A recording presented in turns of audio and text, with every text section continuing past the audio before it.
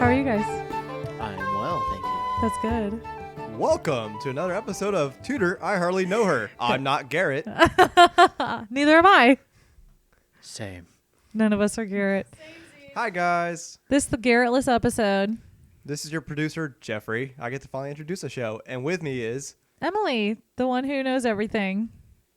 And we have our guest back, Mac. Special guest / historian Mac. He is a historian in that he majored in history and now he does computer stuff. Also correct.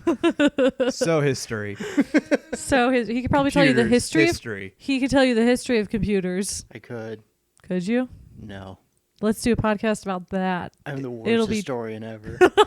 It was invented by wizards. It was invented by Al Gore and Steve Jobs. They invented everything. This is true. And then Tesla came along.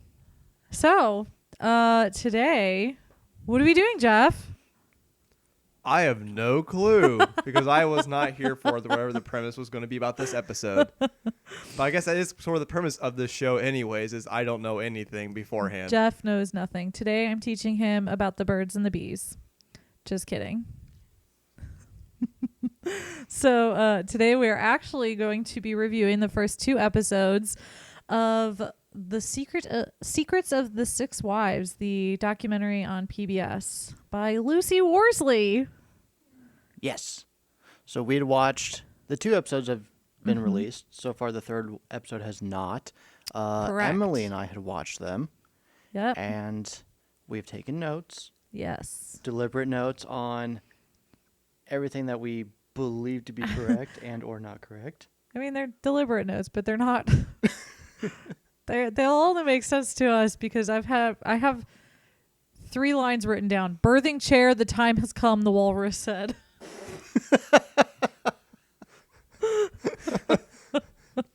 So. And I did not actually watch this with them. I came in maybe the last 10 minutes of the episode they watched last. So I have no clue what they're actually going to be talking about most of the time. Correct. So I get to be kind of educated just as much as everyone out there listening. Correct. So, what'd you think of it, Mac? I thought it was interesting. I appreciated that she went to many of the different locations. Mm-hmm. She showed off that one, the scroll, I guess. I'm sure there's a better terminology. No, I think it's a scroll. All right, so she showed the scroll. She showed the letters that Henry had wrote to Anne Boleyn. Is that correct? And just different churches, different, I think, castles that they were at for different moments in his life. What I was confused about was why she was taking portraits everywhere. All right, so let's give a little bit of a summary of what's going on. I'm assuming people who were watching this documentary actually know something about Henry VIII and his wives. So I hope I'm not spoiling anything for you guys. And if so, it's history. It's already spoiled. But so we can just do a little bit of a summary, right? Sure. Yes. Okay, so the first episode discusses Catherine of Aragon and a little bit of Anne Boleyn about how she became Henry's love interest. That episode was just called Divorce. So we start talking about a little bit about Catherine's youth. She grew up in Alhambra, which since her parents were these great crusaders, she grew up in these awesome castles. So that was really cool. I really did appreciate seeing Alhambra because I've heard about it and I've always wondered about it. So that was really interesting. It was fascinating. But Drink. then it kind of just goes through the story of Catherine of Aragon. She was a really loving and loyal wife, and she had a tragic amount of miscarriages, and she was put aside for Anne Boleyn. I feel like this one wasn't. I'm biased because I know a stupid amount of stuff about all of his wives and Henry VIII and all that, so I didn't feel like I was learning anything, but you're newer to this. Do you feel like it was anything new that you haven't learned from the podcast or some other basic source? I feel like she went over a majority of things that you've already touched on. having the visual aid was helpful. Mm-hmm. It was, I will say, distracting to see her play a character within Yeah. the time period and then switch out to her modern clothes Yeah. and do kind of like a dialogue type of thing from whichever time period she happened to be in. Yeah. That was a I'm bit of gonna a problem. I'm for gonna me. go ahead and say I did not like that. It was like she wanted to be in a scripted series about Henry VIII because she wanted to wear the costumes, but she knew she couldn't do that, so she's like, I'll make it a documentary. So I wasn't a huge fan of that. It was really distracting and Yeah, I walked in like one of those moments. Like I saw her wearing normal modern clothes, and then all of a sudden, like I look over again, and it's also she's wearing like the full gown and get up and everything, just walking amongst them as they're interacting the yeah, scene. but then she looks like she's secretly talking. She's whispering to us to tell us what's happening, as if like Catherine of Aragon's ghost can hear it. Like it was just very strange. And I know it's pretty new, but I don't think many people have seen the new like Lemony Snicket in series of Unfortunate Events series. It kind of felt like Lemony Snicket, where she's just like walking in the background, like I'm just here to tell you about this situation, what's happening right now. Henry VIII is a series of unfortunate events.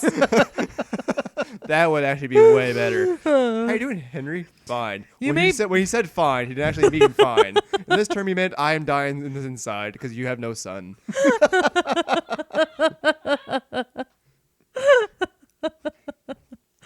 Those poor orphans. Oh God, it's so accurate. Why aren't we making this happen? So in Henry VIII, it's a series of unfortunate events. Actually, he did make a comment after Catherine Howard was executed that he was cursed with bad wives. So I really do think it was a series of unfortunate events. In this case, treason is a word that means that you pissed off the king and you are likely to be burned for it. Or beheaded, most likely. So back to the show. There were a couple things that stood out that kind of made us question a couple things. Like the very first scene. Remind me of that. I believe Catherine was playing cards of some Yes. sort Oh, that around a was weird. table. A bunch of guys just storm the room. And they try and make it look like robbers and pillagers are coming in to Yeah. raise the castle to the ground. And then she slaps the king. Doesn't that, I don't know, you mentioned treason, that reminded me of it. Wouldn't striking the king be, Yes! pretty bad? She hit the king, and I was like, whoa, that would probably not have ever happened, ever. Like, especially from Catherine of Aragon. And I know it's a you can't call it a documentary when you're putting false things like that in there. Right. So, I mean, the biggest win the show had was that it was all really interesting facts. But you call it Secrets of the Six Wives, and I'm expecting some new information. Something like, we just found a letter Catherine of Aragon wrote to her mother, and she's like, Henry's an abusive jerk, but he's got a big dick. Like, no, there was none of that. No big dicks. No secret letters. No new dick information about Henry. We're sorry. So I also think it was super weird that she just kind of carried these portraits around with her. Like, she'd get into her car and there'd be a portrait of Catherine of Aragon sitting next to her. And it was just so strange. Littering much. Yeah, it's like, this documentary brought to you by Land Rover, as, Catherine is seat belted into the back seat as they just go around and she continues the story. It is so weird. It was very weird. So those were some issues we had. And then there's just like Lucy Worsley is a little bit distracting Yes. in a couple different ways, and I don't want to get into personal attacks, but I've watched another documentary by Lucy Worsley, and it's something I have to like muster through the first 5 or 10 minutes to get so into the information that I can ignore the things that are bothering me. I would say her speech pattern and her, how do I want to say this without sounding like an ass? The way she physically presents herself. She's fidgety. Yes. It's a distracting fidgetiness. Yes. But I mean, the information is good. It's just like, Oh, absolutely. I feel like this is more for those people who are like, oh, I've heard about these people once. Now I'm interested in learning about them. Yes. So there was that. But there were some, there really were some cool things that were discussed. Like, for instance, like this is such a little thing.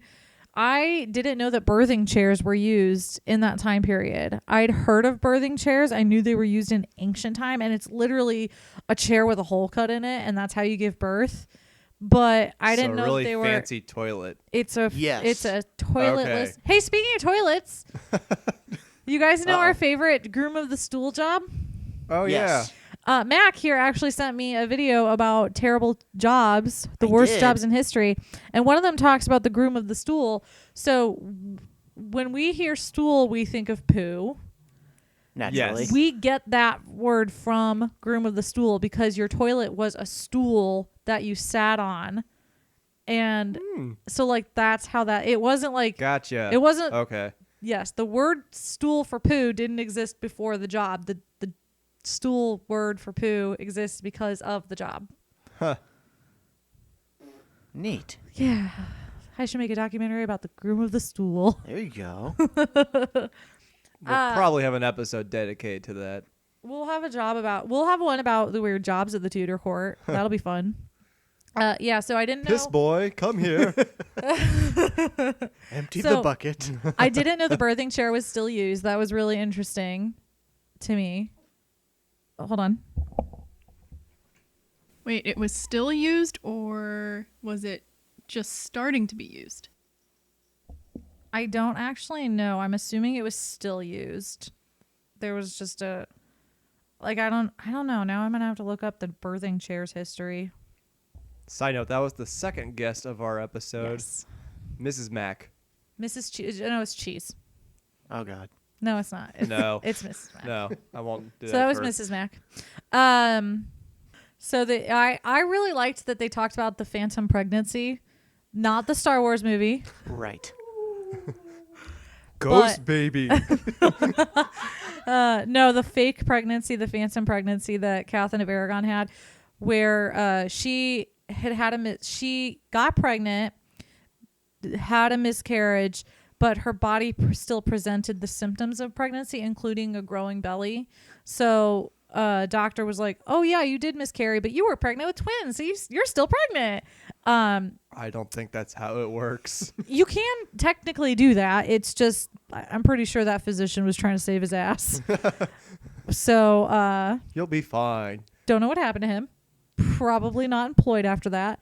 So Catherine never was heard not. of again, Yeah, probably. Catherine was obviously not pregnant after that first one, miscarriage. So I think she. I think she had. Okay, what I was gonna say was, I think she had a phantom pregnancy, which her daughter had a couple of, and we'll talk about that soon. In the next episode, not in this episode. Sorry, guys. Go ahead.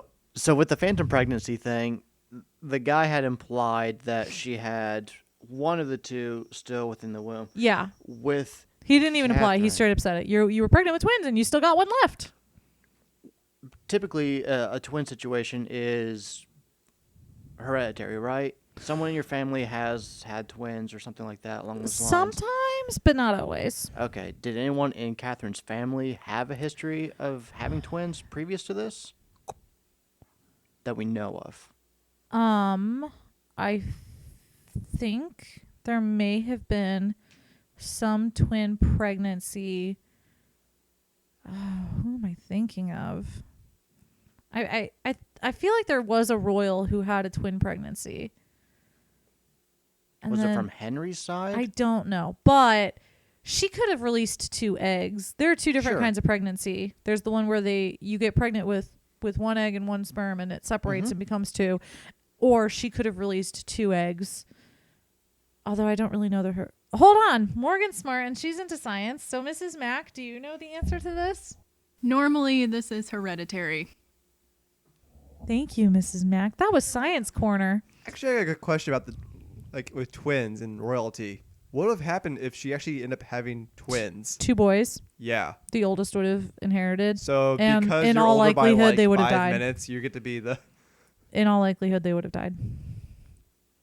I'm sure, but let's I'm be just like frank. curious how like legality that would have worked of who's gonna be taking the throne in that situation. The eldest, probably. You came out first, you get it first. I mean, yes. That'd be awful. Like I don't get to be king just because my brother is like 30 minutes older than me. Also, do we know how far along Catherine was when she had this single miscarriage? I believe she was like 5 months along. At this point, I think that if one were to have a miscarriage, it would be hard to just miscarry one twin without miscarrying the other. That's probable. But, I mean, I think we all agree it wasn't a real twin pregnancy. The physician was trying to save his ass. That seems likely. Yeah. They also didn't know what the fuck they were talking about back then. Oh, okay. So I just did a quick search of a quick search of some royal twins. Okay. So Cleopatra, Queen Cleopatra, like the pharaoh, she had twins, Alexander and Cleopatra. James II of Scotland. I guess he was a twin. Ugh. Oh God. Is that Sorry, a that bad I could- portrait? Horrible portrait. Is it as bad as Tilda Swinton? It's so much worse. Yes. So James II of Scotland, who was about 100, he was born about 100 years before all this happened. He was a twin, and his older brother had died, so he was the heir. So yeah, I guess it would be the older one who is the king. Okay, gotcha. Right. Okay, sorry. So that little tangent aside. So I'm glad that they talked about that, the whole thing, because I feel like it's not discussed as often. Actually, when it comes to Catherine of Aragon, I every time I read something or hear something, it's like they pick up when Henry leaves her. They don't talk about any of those moments in her early life with Henry where he loved her and doted on her, and he was just as devastated by the loss of their children. And I think that's when the Henry and his wives look the most human, is in his first years of marriage with Catherine. He never seems more human than those years. So that's really cool that they talked about it. So you mentioned earlier that the scroll they showed. Yes. That was so cool. It was. That's why I like documentaries, is when they show pieces like that are really hard to see. And in this episode, they actually showed the letters that Henry VIII wrote to Anne Boleyn that are in the Vatican archives, and I dream about seeing those in person one day. I'll never be a famous author, so I won't, but You can use this podcast as credentials. it'd be the coolest thing to see those letters. But it was really cool to see Henry VIII's handwriting. It's so elegant, and it's just really cool to see those really cool pieces. I keep saying cool, but I'm amazed by them. It's also very adorable how he would sign like his initials and put a Yes. heart around it. He's like a little high schooler. It's so cute. He's like, Did he really? Yes. Yeah, he wrote AB in a heart. And he made a special signature that was Henry and Anne.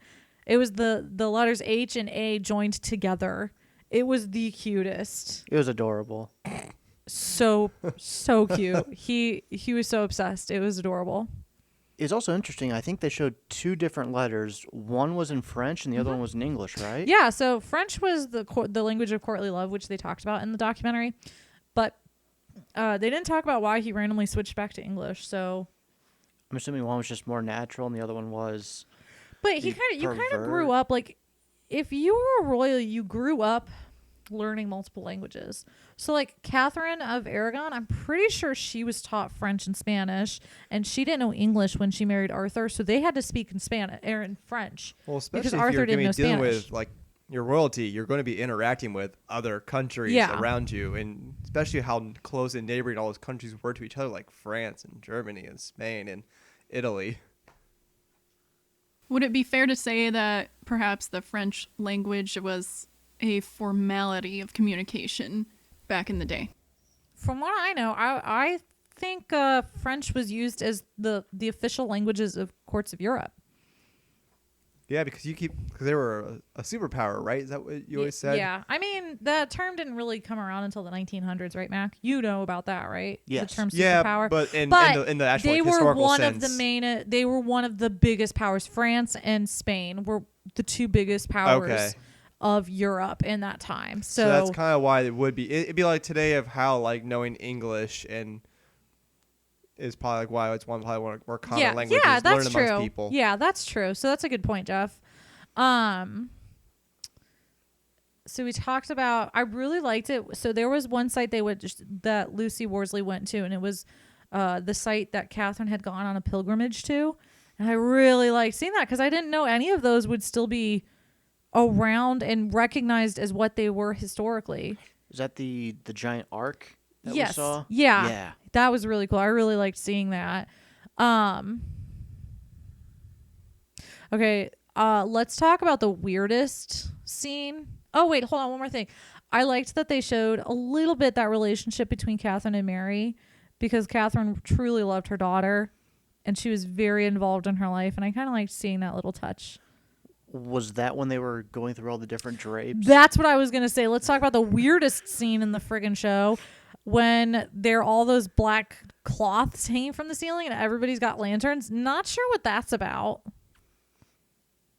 at all. I was very confused. I just assumed it was an early version of flashlight tag. Let's go with that. Hey, you wanted me to mention the blonde thing. Yes. So, Lucy was her name. Yes. She had mentioned that I think Henry had a preference for blondes, or maybe It was the look of the day. Okay. So was it? I would assume it was more. Geographical location had more blondes in that area, rather than being so much of a mix as we're seeing recently, right? Maybe. The only thing I know much about hair color in history is in ancient Rome, hair color was a status symbol. So women actually had hair color back then. Mm-hmm. So you'd color your hair blonde to be thought of as like higher up. Right. And red hair was the mark of a hooker. Right. So that's the only thing I know about geography and hair color and status. But I think that there was a healthy mix of brown and black and blonde hair. It just so happened that being of fair complexion was considered more beautiful. So like if you're going to be a celebrity, you'd want to be like Britney Spears instead of Kate Beckinsale That makes sense. for that time period. Fair skin, fair hair. Yeah. And I do know the fair skin and the fairness thing comes from, it's a measure of your wealth because you didn't have to go to the market and get your own food. You could send your servants and you would never go outside without a hat because you could afford to buy a hat and you could afford to cover up and all that stuff. So fairness was a status symbol until Coco Chanel got a sunburn. And that's why tanning, I'm not kidding. That is why being tan is popular. It's because Coco Chanel got a sunburn in the 50s. Amazing. Yeah. So thanks to her. Thank you, Coco, for all of the melanoma. They talked about the reason for Henry's divorce, and Lucy kind of made it seem like the only reason. This happens a lot, and I totally get it, but people talk about Henry VIII's divorce from Catherine as only triggered by Anne Boleyn, but I swear I've read a couple of things that said that he was talking about separating from Catherine before he even met Anne. And on top of that, divorcing your wife because she couldn't give you an heir was not unheard of. So it's very interesting that a lot of people talk about Henry's divorce. Anne probably had a huge part of it, but I don't think she was the trigger for the divorce. So divorce still had to go through the church. Yeah, at that technically point, it's not right? divorce, it's annulment, which Okay. means the marriage never was. So at that point, she had a few miscarriages. Would the annulment still 5. stand? Yes. Okay. Because so the annulment Henry's argument was she was my brother's wife and I shouldn't have been allowed to marry her. So because it's incest. Right. So She brought that up when she pulled up Leviticus, right? yeah, that exact quote. You if you marry your brother's wife, you uncover his nakedness or something like that. Mm-hmm. So yeah, she brought that up and she did talk about that, and that argument was it was clearly bullshit. Like, I don't think Henry was really having an attack of the conscience. I think he wanted to think it. Henry had this idea of himself as really, really loyal to whomever. So he was Sir Loyalheart, which they talked about in this with the scroll. And he was loyal to the church. He was called the Fide Defensor, the defender of the faith, because he, shat all over Martin Luther. So he wanted to be convinced for a noble reason. So his noble reason was the Bible said so. So it was just I don't think Anne Boleyn triggered the divorce. I'm pretty sure it had been brought up to him. He'd been pondering the idea before Anne Boleyn came in the picture. If you were Henry VIII and your wife couldn't give you a child, and then your mistress Bessie Blount gave you a son, what are you gonna do about that? Like, that's in his eyes, like, oh look, someone can give me a son. So sad, but why did I write down Pope shit? Pope shit. I wrote down the word. Oh, she also talked about the Pope. About the Pope not wanting to give Henry a divorce, and she mentions that he wasn't all powerful because the Holy Roman Emperor Charles was in charge of him. I'm reading a book right now that talks about the Pope, and Pope Clement needed a good relationship with England, so he was not giving an answer. He wasn't ruling against Henry. He was just not giving him an answer because he knew he'd piss off either him or Spain, and he couldn't risk either. Yeah, I remember you said something that the Pope was being kind of a bitch around that time. Yeah, he was being a little bitch. Little bitch Pope. Which Pope? Pope Clement. Clement. Yes. And I do like that that Lucy brought up something that I hadn't ever thought of, which is why Henry married Anne secretly. And she did a good job of answering it. She's talking about, like, the kingdom would have been pissed because technically his marriage wasn't annulled. And I just like that she brought that up because I know it happened secretly. I've just never thought of why was it a secret. So, because she mentioned the people really didn't like Anne. they hated Anne. Hated her. They called her a goggle-eyed whore, remember? Yes. You loved that phrase. That was a new one to me. But also there was a moment where Anne Boleyn was dining in a castle in London, and the people of London found out, and they, like, stormed the castle, and Anne had to get away on the Thames. She had to, like, run the fuck away. So she was hated, very much so. The great whore. That's unfortunate. And this is a little nitpicky thing, but I don't like it that they called her Princess Mary, because at that point she was not the Princess Mary. I think this was in the second episode with Jane Seymour. Yes. And Jane Seymour's like, or Lucy Worsley was like, the Princess Mary was allowed back to court. This is super nitpicky, but she technically wasn't a princess. Henry determined that she was illegitimate, and so she was Lady Mary. She was not allowed to be called anything but Lady Mary. Like, calling her Princess Mary was tantamount to treason in Henry's eyes. So I find it interesting that she called her that. And then it ended with her talking about Henry couldn't get bored with Jane Seymour, which kind of made me giggle because I'm like, well, even if he'd gotten bored with her, he wouldn't have thrown her aside. So I hope Lucy wasn't trying to insinuate that she would have been pushed aside because she gave him a son. He wouldn't have done that. Like, yeah, it seemed like such a weird term to use. Like, oh, he was bored with her. I mean, like, I get the idea of, like, oh, I just don't want to sleep with my wife anymore. That happened plenty.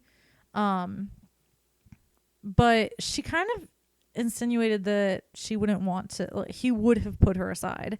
Like, getting bored with her would have meant beheading or whatever.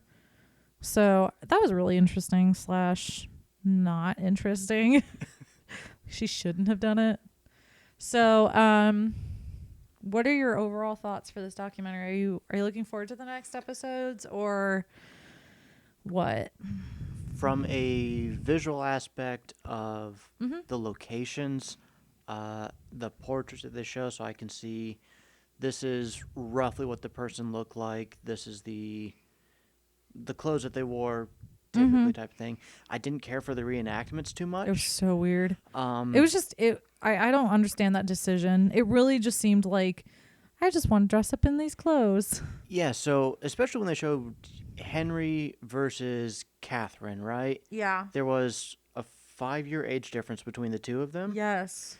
And Catherine looked significantly older than Henry did. Oh, that's one of my biggest pet peeves about Catherine of Aragon is whenever I'm watching something and they're like, we're going to make her look like she was 50, even though at this time she was 20, she was in her 30s. Like granted, she was ill and she probably didn't look the best, but she hardly looked 15 years older than Henry ever. My only thinking is the duration of their marriage, they had to pick someone who was going to show the age from beginning to end over, was it the 10 year that they were together? 10 years for Anne and Henry? Catherine. 27. 27. I was so off.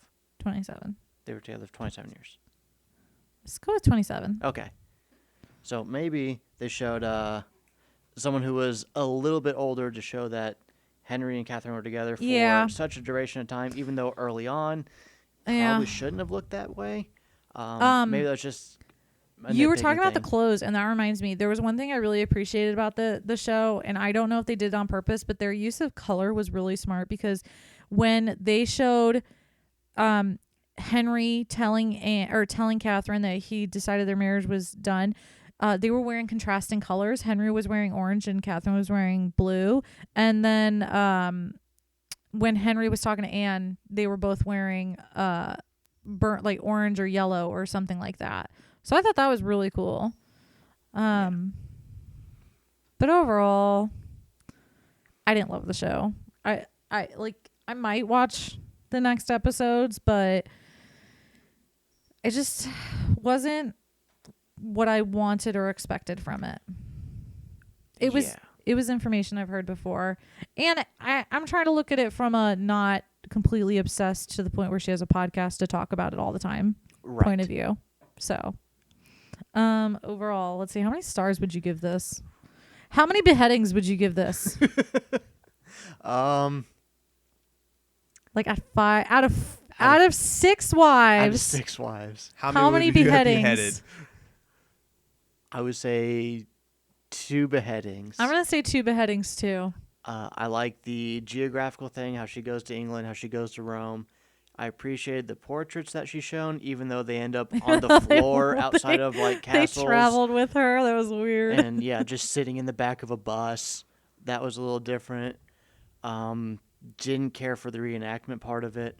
I thought that was a little much. But seeing the actual things that happen, here's the scrolls, here's the letters, here's the locations, that I appreciated. Yeah. There was some... Basically, if she hadn't done the reenactment stuff, it would have been good. Yes. Even though they didn't go too much into really in-depth information, if she had just not done the reenactments... I didn't even think most of the reenactment parts were bad. No, they weren't bad. It just it fit. Exactly. Yeah, I think we are of one mind. So, I'm done talking about this. Are you done talking about this? Is there anything else you want to add? Within the portraits, how the names were kind of like painted on there. Oh yeah, we talked about that. Because you mentioned that wasn't a thing. No, it was occasionally a thing, but I don't think it was regularly done. Like every portrait. Now, to be fair, not everybody could afford portraits, but I don't. They seem very prevalent in this one, so I mean. Yeah, but did you notice did you notice the one you noticed it on was Anne Boleyn, but they weren't on like Catherine of Aragon? I did not notice that. Yeah, part, no. So it's done, but not all the time. Okay. If you look up some older portraits, you can see not all of them will have that banner announcing who they are. Anne Boleyn had to do a PR thing to make herself seem like worthy of the title. So putting Anna Bolena Regina on a portrait is going to do more for her than not. That makes sense. Yeah. That's what I think anyway. So, what do you think, Jeffrey? Well, from like the maybe 15 minutes I actually watched of it, I Pretty indifferent. It was. Just, I was very distracted by random paintings just like laying on the side of the street. those paintings were super distracting. I think there was one just laying in instead of bushes or something like that at one point, and I was really thrown off. Yeah. Well, I think that's it for this episode, guys. I think so. You think so, Jeff? Yeah, I feel like it. Great. So, until next time, just a reminder, please rate and review us on iTunes. Let us know what you think of our guest, Mac. If you don't like him, too bad, because I like him. I don't like me. Whatever. You're still on the show. It's mutual. So, rate and review us. Tweet to us at Tudor Know Her. Follow us on Facebook, Tudor I Hardly Know Her. We have a lot of awesome people who send us really cool things. And just engage with us. Let us know what you think of this. Send messages, ask questions. Yes. I think I might do Correct us. Yes. Always correct us. I am not a historian, so I will be wrong occasionally. So if you guys like this episode, let us know, because I may do book reviews of the things I've been reading lately. They won't be nearly as long, I promise, but maybe there'll be a couple fun episodes where I review entirety of books and I tell the plot to the boys and we talk about that. So I think that's it. Yeah, I think we should be good then. All right. All right. Until next time. Divorced, beheaded, died. Divorced, beheaded, survived. Goodbye. Goodbye.